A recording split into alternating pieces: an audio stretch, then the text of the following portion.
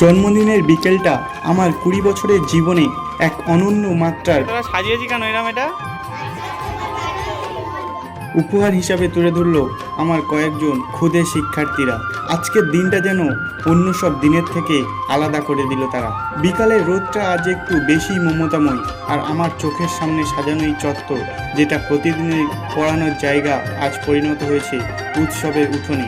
এই যে চারপাশে আমার ছোট্ট ছোট্ট স্বপ্নরা, যাদের আমি শুধু পড়াই না, মানুষ হিসাবে গড়ে তুলছি, আজ তারা নিজের হাতে এই আয়োজন করেছে।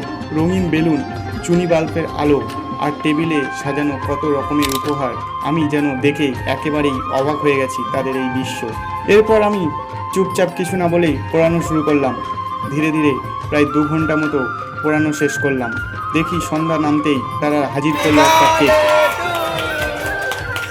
কেক কাটা হলো, একটু কেউ নাচ করলো, কেউ গান করলো, কেউ গল্প বললো। এ এক অদৃশ্য বন্ধন, যেখানে জ্ঞান, স্নেহ আর শ্রদ্ধা মিলেমিশে গড়ে তোলে জীবনের সম্পর্ক। এই সাজানো চত্বর, এই হাসি, এই মুহূর্ত চিরকাল রয়ে যাবে আমার জীবনের সবচেয়ে উষ্ণ জন্মদিন হিসাবে। তারা হয়তো বড় হয়ে যাবে, থেকে যাবে টাইম লাইনের পাতায় এই ভিডিওটা।